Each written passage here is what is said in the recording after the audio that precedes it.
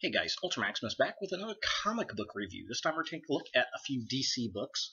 We're going to look at Batman Universe number 7, right there, and we're going to take a look at DC Universe versus Masters of the Universe number 4. So let's talk about Batman Universe number 7. So if you've not picked up this title, what it is basically, it's two different storylines in the Batman universe. From the old Batman Beyond universe cartoon series where they picked up in the comics, and has now become part of DC canon, which is pretty cool stuff. And there are two storylines that have been going on for a few issues. One storyline, which is on the cover here, where they're dealing with the Man-Bat. It's old Bruce Wayne and Terry McGinnis going in, infiltrating old Gotham, essentially, and trying to stop Man-Bat from destroying Gotham. Which, is pretty cool stuff. I do like the story. This has actually been... I didn't think I was going to particularly care for this story. But turns out it's actually pretty interesting. Pretty good character development. I really do like the way they have Man-Bat drawn in this. Really cool, really nice. We find out that a little bit more of how he lost his wife and how he made the Man-Bat formula, and then there's a new woman that he ends up hooking up with, which was kind of interesting. The other story, which is the real reason I started picking up this book, typically, and this is with the Justice League, and this is usually at the beginning of the book. The Man-Bat has been in the previous issues, been the secondary story, so they kind of flipped it around, which is interesting. They kind of tell you what's going on with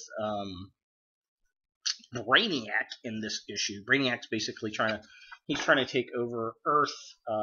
He's wanting to turn Earth into his new body, essentially. And there's a really cool picture of that.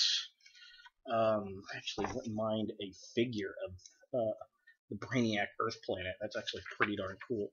And he steals a bunch of nth metal from Warhawk and builds a bunch of nanites. He's been building nanites to control heroes, and then nth metal is magic resistant, apparently, and he builds some to go after Captain Marvel, which is pretty cool, and I really, really do dig this incarnation of Captain Marvel. He switches.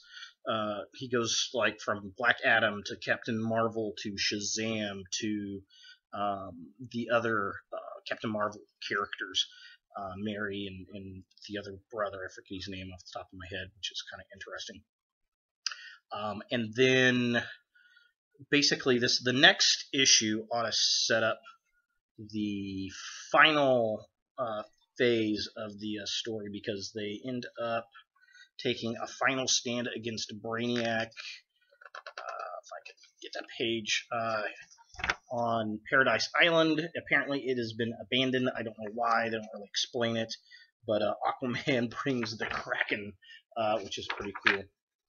So the next issue is probably going to be the last of that story arc. But definitely good stuff. If you love Batman Beyond, if you like that series and you have not picked this book up, I really do recommend it. Good stuff. The other book here is DC Universe versus Masters of the Universe number 4. And I've really, really dug this series. It's probably one of the better DC storylines crossover storylines that's going on right now. Essentially, we find out that Orko is the big bad mastermind, and he's the one that rebuilt Skeletor, essentially, which I don't think we really find out in this particular issue. We just see Orko here. Here's a cool picture of Orko at the end, looking all super evil. Yeah, and we find out that Superman is not really dead. In previous issue, all the superheroes started going after the Masters because they thought He-Man had killed Superman, and it was actually some magic trickery. And of course, we get a bunch of the Justice League battling the Masters of the Universe, and it's looking really, really darn cool. Essentially, there's kind of a small group of magic users that's left. Batman's kind of running it up. It's always Batman. Batman always ends up in the finals of everything. Here we have a really cool picture of Skeletor and Orko down there. Basically, we find out in this issue that they're sucking all the magic out of the Earth, which is kind of interesting, kind of cool. So definitely good story. I like the artwork. He-Man, they still have not explained why He-Man looks the way he does. A few of the characters have changed, like Teela and He-Man, and Mechanic looks a little different, so does Stratos, but they don't explain why. And some of the other characters are exactly the same, like Man-at-Arms and Battle Cat and Ram Man. They just, I don't think Ram Man's actually in this. Moss Man. Really cool scene with Swamp Thing and Moss Man.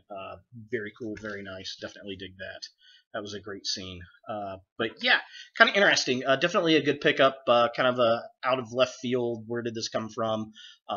Really looking forward to see where it goes to. And love Masters of the Universe. Love Justice League. So you can't go wrong with it. Toys R Us actually has a toy line of DC versus Masters of the Universe, but they're the DC Universe characters and then classic Master of the Universe reissue figures, which is very, very cool stuff. So there we go.